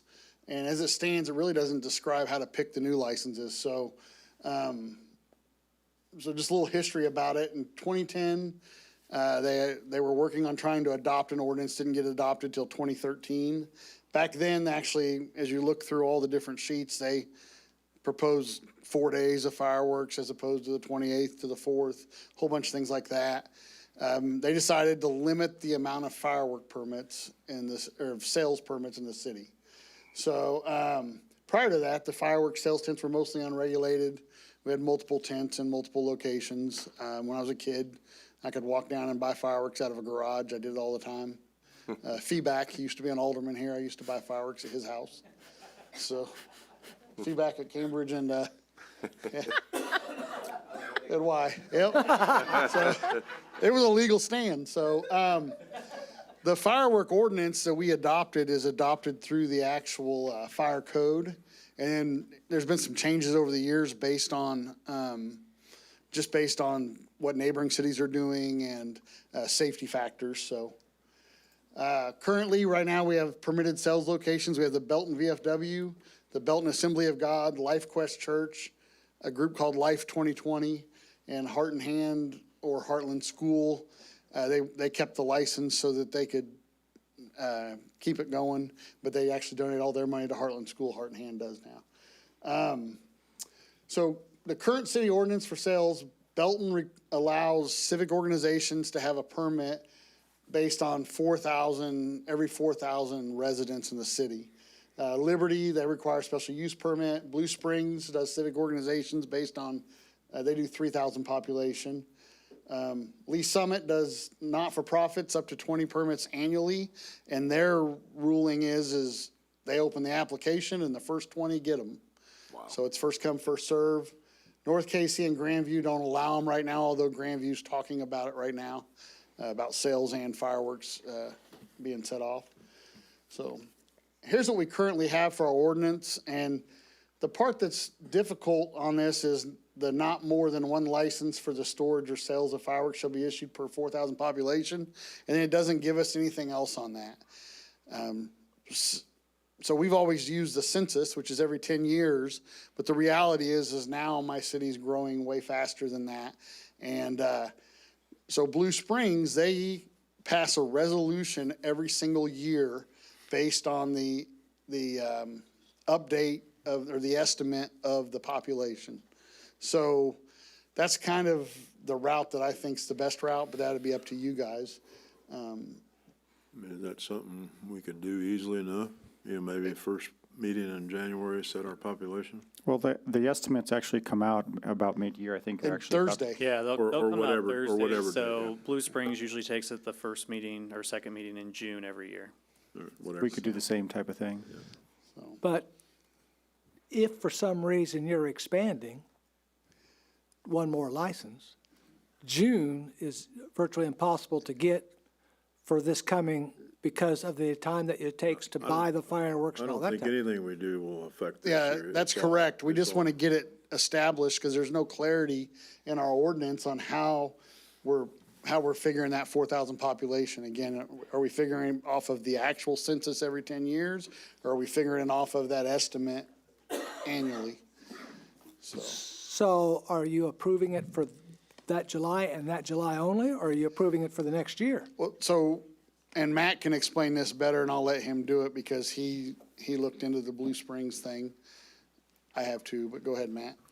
Yeah, so currently the code's not clear, so 4,000, it's always just been used off of the censuses every 10 years. And so in 2020, we were just under 24,000, and the 24,000 is what triggered the opportunity for a sixth license. The last year's estimate, we were just under 26,000 population, and so we'll get a new estimate on Tuesday to kind of find out where we're at. But yes, and that, if we wanted to proceed with a resolution annually, we don't even have to take it in June to avoid confusion with the fireworks season. We could take it the first or second meeting in July to kind of avoid that issue, but that would set up for the following year if we needed to add an additional Anything fireworks. we do now won't affect this year at all. So all I'm really looking for some clarity to the ordinance so that we understand it better, because what the intent was back in 2013, I'm not sure.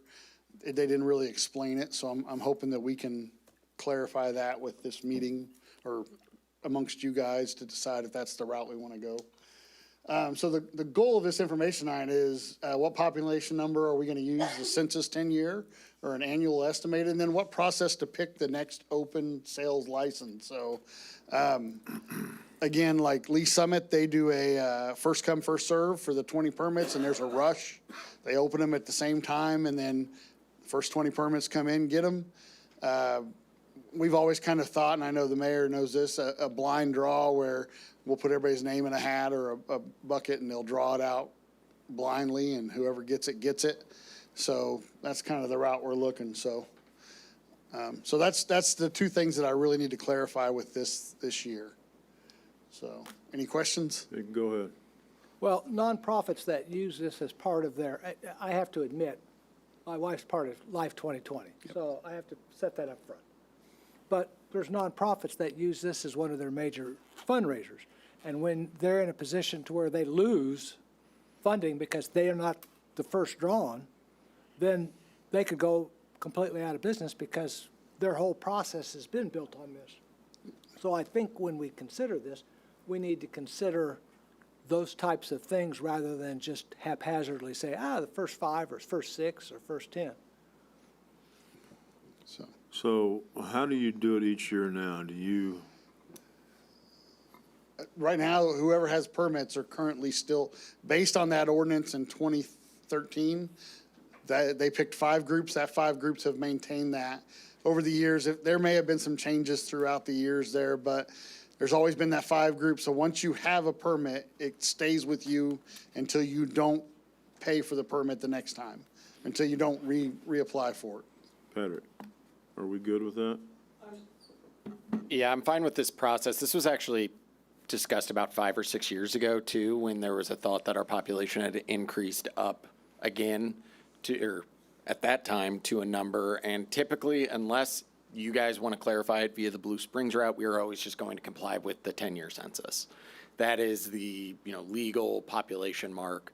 Obviously, if we want to build out a resolution similar to Blue Springs, I have no issues with that, where you guys set the population and then you continue with the licensing as you've already done for the previous licenses. That's kind of what I was asking. Are we okay with keeping the 5 that we have now? The way that your code is written does not state that it's a yearly license. It seems to be once you receive the license, you have the license until you surrender it or until you get it revoked for some reason. I wouldn't want to affect any of these organizations that have been doing it for 10, 12 years. So the way that it's currently written, it just really seems to me, and based on past practice, that once an entity receives the license, they have the license until they surrender the license or the license is revoked. So the blind draw would be for additional licenses? For an additional license, Once correct. approved. And I remember as a fire chief, I had to do that once or twice with people changing. He'd come to me and I'd have to draw one or something, So I'm okay with doing it that way. I just don't want to affect anybody that currently has one because of their financial impact to their organization. Yeah, so this is only Go specific ahead. to new ones, and that on that part of that discussion, all the screens are black now, but on that part of that discussion, so I am opposed to first come, first serve. There are very basic ways to game that system. You can write a code to have a bot do it for you and guarantee a spot. So I think a blind draw is a much better route to go. I agree with that. Is everybody okay with that? Go ahead. I just have a quick question. How common is it to get inquiries about a new license? I get several a year. The problem is a lot of them aren't not-for-profits or not civic organizations that are gonna keep the money in Belton, which is what one of the requirements is. So I'll get the major firework, companies, hey, we wanna set up a Black Cat stand in your city, and so we don't allow that right now. And again, I grew up in a time when we had multiple tents here in this city. You could walk 5 blocks in any direction and get a tent, and they were on top of each other back then. So to me, it doesn't matter. It's whatever you guys decide. I think the blind draw is the right way to go, and I think we need to figure out the census thing. Is it 10 years, or are we gonna do a resolution annually? I'm okay with doing a resolution annually. I think we probably need to do that just for general purposes anyways. So is everybody okay with that aspect of it? Yeah, and just based on this, we'll review the code to see if there's any other population-based legal parameters, just so that when this resolution is brought back after the survey is published. It's a citywide thing, not Yes, just and you also understand just what you're setting the population for and what effects that can have. And I'm glad you brought that up, because Blue Springs affects liquor license, tattoo shops, some other types of businesses are all based on that population count for the city of Blue Springs, so. I'd like to have it at least brought here after the 4th so that it doesn't get confused with the What brought here? whatever yearly annual resolution. yeah, After the 4th. Yeah, that's fine. July, or end of July, August, whatever, just sometime where we can set the, and then we can do everything off of that, so. Can you clarify for those who might not be aware? I mean, what you just said was a very good point, which is we don't allow, the large corporations in here. This is money staying in Belton. Because I know fireworks, I know we're talking about the sales, but fireworks in general are a very controversial topic and cause a lot of heartache. So I just, I want to bring that up, and I'm glad you pointed that out, and I'd love for you to even talk more on it, because if we do something like this, we will be adding to our list, because our population is almost guaranteed going to have gone up past a number that creates availability for one more license. So that will potentially cause some angst, and I think it's important to people to understand there's some good behind it. And our ordinance is specific where charitable organizations, church, affiliated institutions, such as schools benefiting from such organizations, shall be located in and operate in Belton to be duly recognized, and then no more than one license per duly recognized organization. So I think that's important, that we keep that money for those groups, because that is their money when you look at them. And I can tell you from having a meeting with the fireworks people every single year, we have a meeting with all 5 tents, and they say, we're scared of adding a ton of tents to us because this is where we make our money. But I think if we do it in smaller increments, it makes it easier. Because if we wait till 10 years, we may have to add 3 or 4 tents at the 10-year mark. So by doing it slowly with smaller increments, I think that works better. I don't know why, it just seems like it's a softer blow to them, so. Anybody else? Thank you.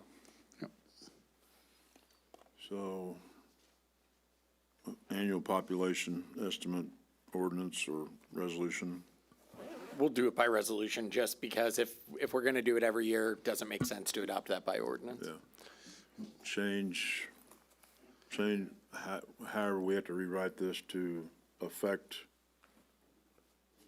New license. new license. I don't believe that we do. I think staff now has an understanding of how the city council wants us to award any potential new license. Awarding licenses and approving licenses is more of an administrative matter regardless. So I think everybody kind of knows what we need to do. That was the intent, was to get it brought up in an actual meeting so that we can say that's what we've decided. Because I looked back at all of these all the city council back in 2010 through 2013 and all the stuff they tried to put in there. And so it's important because that makes it on record. And at least then we can say we know that's what the intent was. And just to add, just don't want this to be forgotten, and I know you said this, but also just review our codes to make sure it doesn't accidentally adversely impact something else. All right, everybody good with that? I want to point out that if you notice this took 3 years to pass, you think things move slowly around here. I mean, most things don't take 3 years. Exactly. All right. Thank you. Anybody else for fire marshal? All right, thank you, Chris. Item 3, liquor license investigation fee.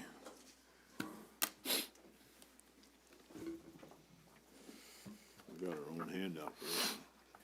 Yes, I did provide you the PowerPoint at your place, but as soon as the PowerPoint comes up, I will also have it on screen. Thanks.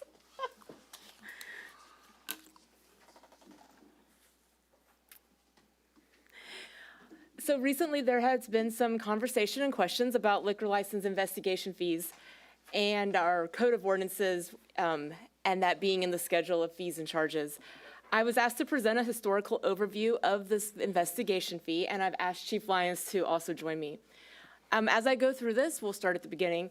A couple of things to keep in mind. The liquor investigation fee is not a liquor license fee, and the investigation fee is a one-time fee only required for a new annual liquor license. The annual liquor licenses are the ones you get once a year that expire on June 30. There's different types of licenses you can get throughout the year, but this is specific to that annual once-a-year license. The first ordinance I found establishing regulation and control of intoxicating liquor was 1962. A Belton Police Department investigation was required to approve a new city license, but there wasn't a fee. And at that time, only packaged liquor sales were allowed in the city of Belton, meaning a grocery store, gas station, packaged liquor. In 1965, the 1962 ordinance was repealed, and Ordinance 1965-209 was approved.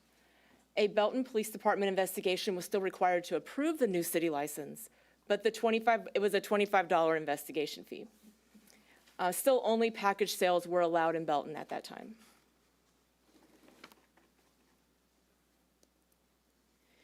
In 1967, a special election was called, and the by-the-drink liquor licenses were approved by the citizens. You can see the total there.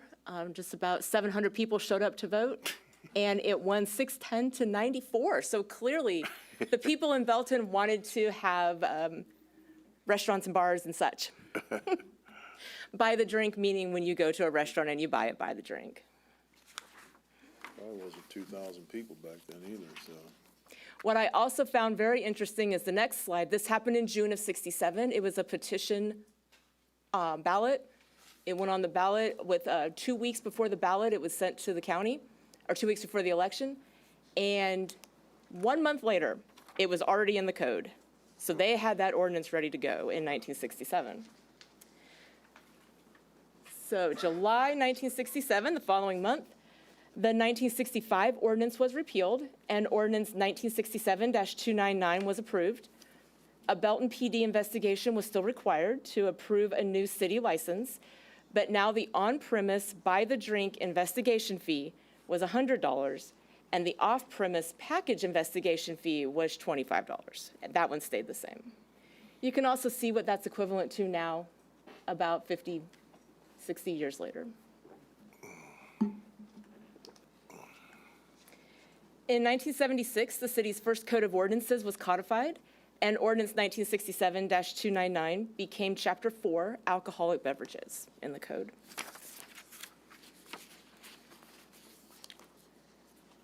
From 1976 to 2011, there were many updates to Chapter 4, but the $25 and the $100 investigation fee remained the same.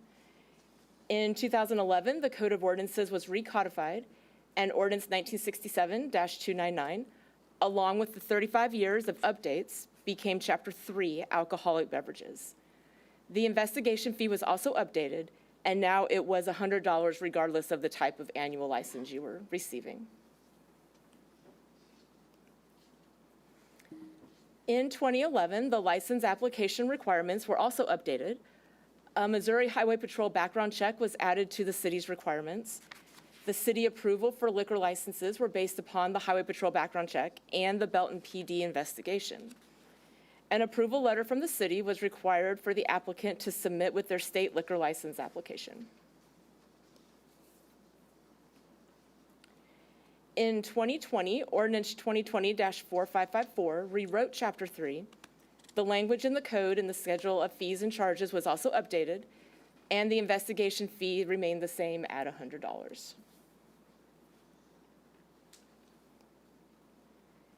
In April 2025, Ordinance 2025-4910 rewrote Chapter 3 again, and the investigation fee still remained at $100. But now the equivalent in 2026 money is quite about the same. A couple of items to note. Once again, the investigation fee is not a license fee. This fee covers the cost of the background investigation conducted by the Belton Police Department for new liquor managing officers. A couple of changes have happened in the past few years. About 10 years ago, CJIS prohibited the use of criminal history information for licensing purposes. In the past 6 to 7 years, the state discontinued the required city approval letter to get an annual liquor license.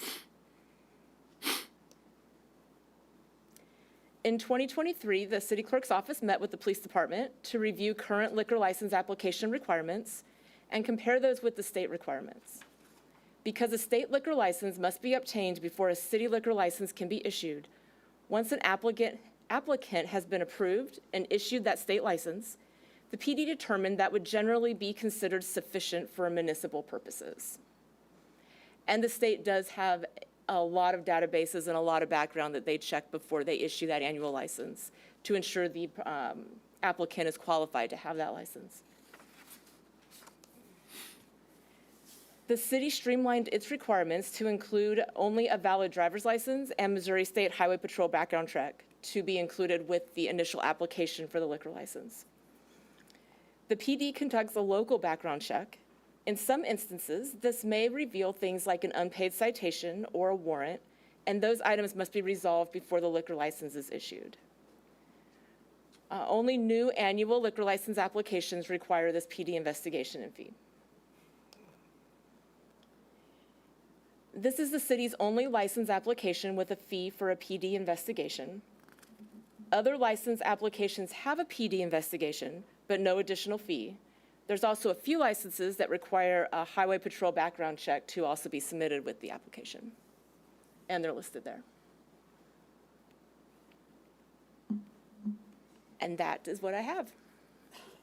It was quite interesting going back and looking at all the old ordinances. I like the voter turnout. So with all that being said, and the state does so much legwork, why are we doing it too?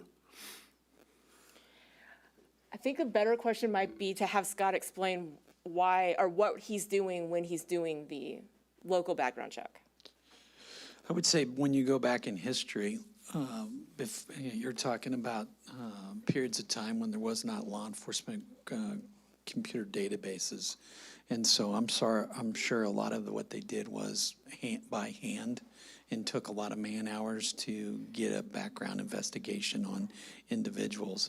Nowadays, since we can't use a criminal history, the federal government has locked that down in regards to CJIS requirements. The state of Missouri had to rewrite a lot of things in the last 10 years, and we've moved to checking some of our civil databases like LexisNexis, Leads Online, those types of things, and we can come up with local checks into things such as warrants, local warrants that wouldn't be uploaded to the criminal justice system because a municipal ordinance violation down by the Ozarks is not important enough to put in a criminal database for somebody that is traveling through the Kansas City area. And so right now, it's for us to do that. It costs very little money. It takes very little effort on our part to do that. And therefore, I don't think the $100 fee probably is applicable. Is applicable or not applicable? Not applicable. So that's my other part of my question. If it's easier to do it now, why do we, and we have other things that we do a background check on that we don't charge for, why are we still charging? Yeah, and I was with Lee Because- Summit at the time when they changed the state rules in regards to the state required a different process that basically eliminated a lot of the city requirements prior to obtaining the state license, and now it's reversed. They give the license before they come to us at the city level. We give it because the ordinance says we're supposed to provide it. That literally is That's the- correct. No, I'm with you. I'm with you. But if, I hear a need to change that ordinance then. Go ahead. Are there any expenses involved in checking any of the databases that you use? I we- doubt there is, but. Yeah, we pay subscription fees, but we're checking those same databases when it comes to applicants for the police department and other things, criminal investigations, and it's very nominal as far as any kind of charge that we would want to pass on. Okay. The database fees are things that you would do anyway. We have those things anyway to Go ahead. From a man-hours perspective, I understand it's not, having to look through a book and all that stuff nowadays, but I'm assuming there's still someone sitting down on a computer, typing in names, whatever. What do you think, for one application, what do you think that We entails? could probably 10, 15 minutes at the most. Oh, really? That's Is that quick? probably, them discussing what their morning was like. Okay. So, I don't know what the rate of pay is, but that we're talking a quarter of an hour. It's not. And I would say, at best, we have a half a dozen a year. Oh, so it's very limited as well. It is. And it's mostly because a business changes ownership, so then they want to have their own managing officer, their own liquor license. So it's not somebody coming in with a brand-new license as much as it's a new officer. Do we, sorry, did you have something I can? No, go ahead. Go on, Did go. we have, a history at all on why those applications require an investigation, but do not require if I understood that, you said their application, but there's no fee? Good luck. I don't know. I will say that I've never issued an adult business or a modeling dating escort service license. Not aware that we've had any, but that doesn't mean we haven't. The temporary liquor licenses, we do quite a few of those a year. That's when we have events at Memorial Station. We have Carry Nation, we have Fall Fest. Those all are temporary licenses. They're a one-day event, two-day event. So they have the same process. The PD does look up the managing officer just to make sure there's nothing going on. My guess is that they weren't around in 1965 when the fee originated, Yeah. so that's why they don't have That a could fee be. attached to them. Okay. So what I'm hearing is that not only might this be a bit outdated, as you're suggesting, but then also, since we're inconsistent, I guess is maybe the word, on when we're applying a fee for an investigation, just based on our old ordinances. Go ahead. I assume we're including the consumption license on this liquor license also? It is a liquor license, yes. Yeah, it's an annual liquor license. So what do other cities charge between liquor licenses or consumption licenses? Do other cities charge different rates? Liquor licenses are standard, but the investigation fee, which is not the liquor license fee, I had an opportunity to look at a couple of neighboring cities' codes. I couldn't find anything regarding a fee. They did PD investigations, but I couldn't find a fee. One city charged a nominal fee if you were going to transfer the license or transfer the location, meaning the change of managing officer. Go ahead. So Lee Summit, I actually did call Lee Summit just to kind of see what they did. Lee Summit charges, I believe it's $42 for a consumption fee. They have 2 licenses for a consumption fee in Lee Investigation or Summit. license? For license- for the investigation, sorry. Okay, so the $42 is the Highway Patrol background check. It's the same thing that Grandview does. For us, we require that the applicant bring their highway patrol background check to us, so they've already paid that 42, or that 15 actually, because we don't require fingerprints. The fingerprint is 42, the name is 15-ish. Okay. I thought Highway Patrol was $10 per, I believe it just raised, because I saw some indication of that when I was looking online. But it could be 10, I don't know. I mean, I believe they did actually get theirs, but it was $10 per person. And then Lee Summit did it through a private company to do their background check. And I think it was like $42 is what he said. And he said, we have 2 consumption licenses. That is it in Lee Summit. And I've called Raymore, Grandview. They didn't know of any that they had. Oh, people But- who have the consumption license? Yeah. Oh, yes. Yeah, I believe Grandview does not have any, you're correct, because I've talked to them as well. There are a handful of businesses in the metro that have that particular license, yeah. Go ahead. So what are you're going to be bringing us something? Yeah, that was where my question was going to, actually, is What'd you say? what is, I guess, What are you bringing? you brought us a lot of history here, but is there like a proposal being suggested, or? I don't have a specific proposal, just this is how we got to where we got. Are you asking But us to if- think about waiving it? If that's a conversation, then I would entertain the conversation. We could certainly bring a code amendment back to repeal that section of Chapter 3 and out of the schedule of fees. Or we could reduce the fee. Yeah, we wouldn't ask you to waive it, but if you would like us to amend the code to eliminate the fee, then that would be something we would consider that we could bring to you if that's what. I would either like to see the fee or eliminated or lowered, and we start charging for each and every one of them. Yeah, that was, yeah, I agree. The inconsistency I don't like. And I'm all for getting rid of it completely on all of them. But if some of you guys want to keep a fee, we need to do it, lower it and keep it for all of them instead of just one. I'm not opposed to the idea of a fee from a standpoint of officers' time, but again, if we're talking as limited as we are, of half a dozen, I can, So the half a dozen would be the annual licenses. If we applied it across the board, the temporary licenses were probably at 50 a year. That would be a little, yeah, A little yeah, higher. okay, so then I'm probably in agreement with what you're saying there of just eliminate. Because we're gonna get, the consistency is, you always hear me say that word, right? Is everybody okay with eliminating the fee on all of them? Yes. Just to clarify, when you say all of them, you mean the 6 that may come in a year and then the additional 50? right now, there isn't a fee for those Okay. temporaries.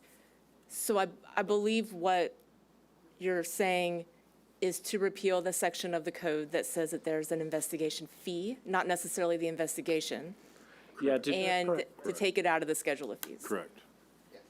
thank you, because I do still want there to be an investigation to Okay. occur. We shouldn't have someone with a belt and warrant or not paying their bills for utilities or whatever to be then getting a fee. I mean, getting a permit. I agree with that mentality.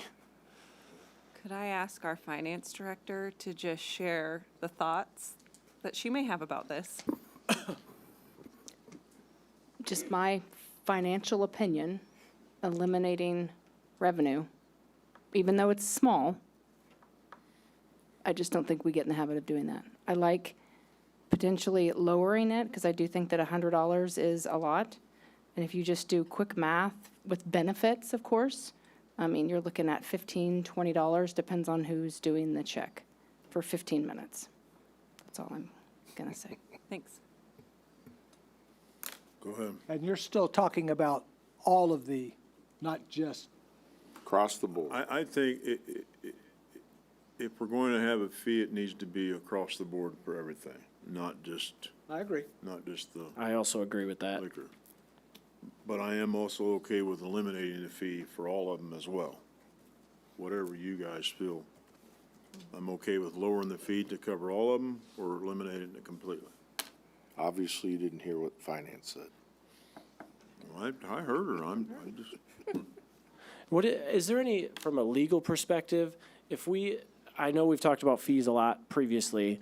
Is there any concern, so I know you said the number might come out to like $20, but do we have to go with what that number would come to in terms of a man-hours thing, or can we just say, hey, it's gonna be $10? Our ability to charge fees is limited to what it costs us to provide the service, if So as that long makes as- sense. Yep, so as long as it's less than that service, we can charge that. So we could go below that number. Arguably, yes, and I'd also note, like, this is the kind of unpopular thing when it comes to fees, but everybody does fees just based on man hours and salary and benefits. But there's significantly more costs that go into an employee than just that. There's electricity, there's computers, there's subscriptions, there's a laundry list of things. So the $20 we're just using as kind of shorthand. But if we were to do a full investigation and study of the fee and the cost and the time and man hours, it would probably be a little bit more than that. But I just want to make sure we're not putting ourselves in any kind of, No, the state does not get upset with you when you incentivize a private business, which is what having a fee lower than costs does. I like the idea of $10. I'm going to throw that out there. I think it's quick and easy, and it's reasonable, it's nominal, but I understand what you're saying, but with that, is that gonna cost us more money processing that $10 fee than no fee? Finance Director?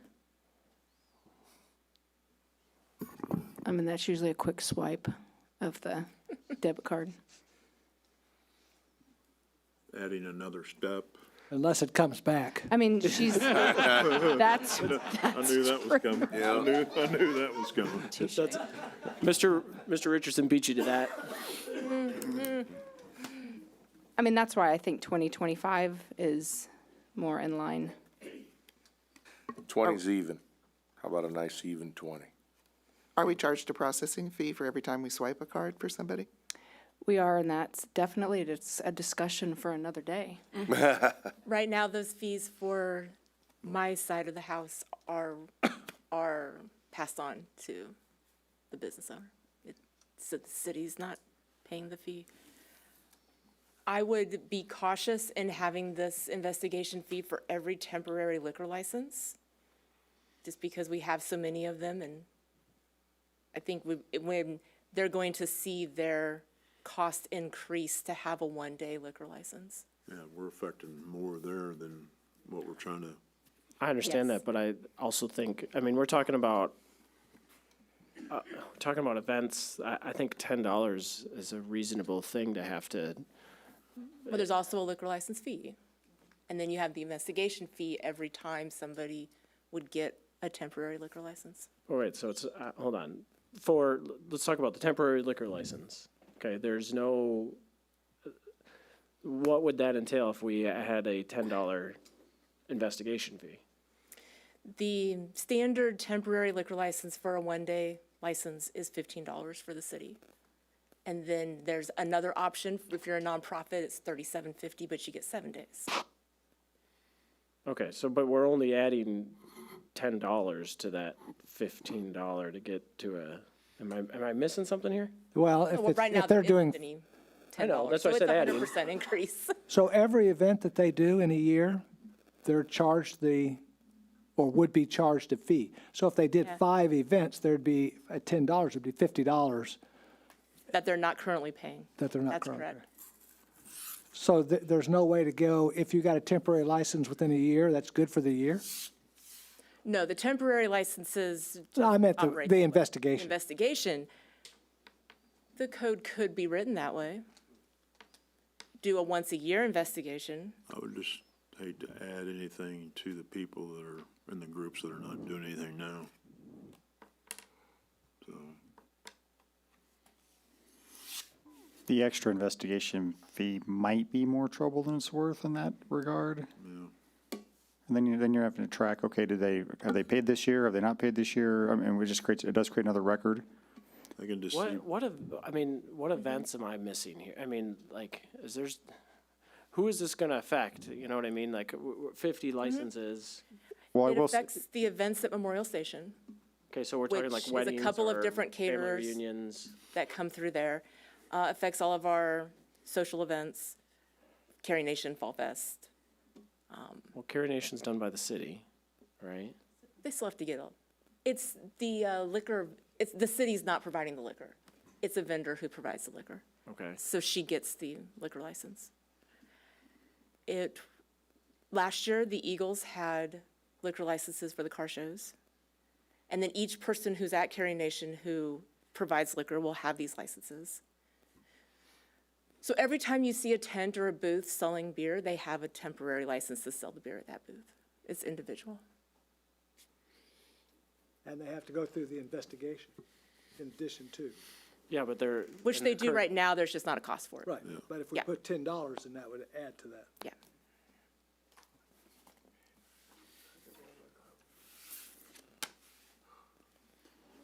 Where we at? I'd say wipe it I out don't- completely. Yeah, If it's back gonna, to if it's gonna zero. create more of a problem, I think, yeah. I mean, I hate, obviously, giving rid of revenue, but we're talking, and we're gonna add a burden to people that aren't, have that burden now, so. Well, I'm also in favor of moving that temporary to from every time you apply investigation to an annual investigation. Because it doesn't make sense if every couple of months I go to apply and nothing's happened. You don't know nothing's happening that year. Sometimes people have temporaries, 3 or 4 temporaries a month.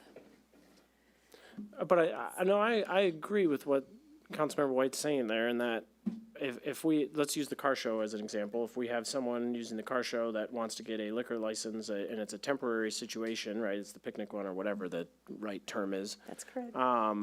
they would then have, so there's an investigation done every single time? Every month, there's an investigation done? Depends on how they apply for it. If they apply for it 6 times, rather than one application with 6 dates, then there would be an investigation 6 times or 1 time.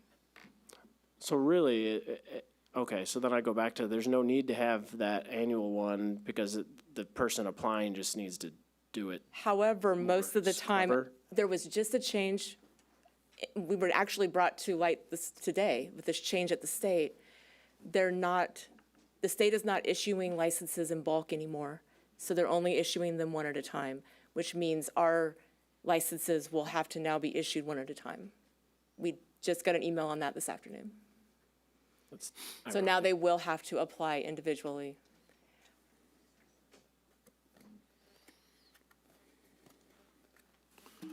No charge. Am I okay with that? I don't know that I'm okay with it, but I think I'm outvoted, so bring it forward.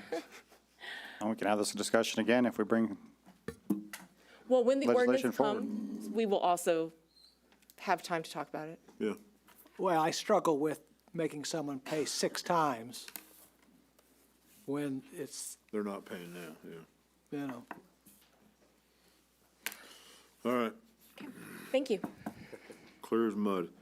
All right, item N, motion to enter executive session, discuss matters pertaining to legal actions according to Missouri State Statute 610.021.1 pertaining to lease and purchase sale of real estate according to Missouri State Statute 610.021.2 pertaining to negotiated contracts according to Missouri State Statute 610.021.12, and the record be closed and the meeting adjourned from there. Present. Second. We have a motion and a second. Any discussion? Hearing none, roll call? Councilmember Richardson? Aye. Pryan? Yes. Davidson? Johnson? Aye. White? Aye. Lawson? Aye. McCallum? Aye. Mayor Larkey? Aye. Motion passes.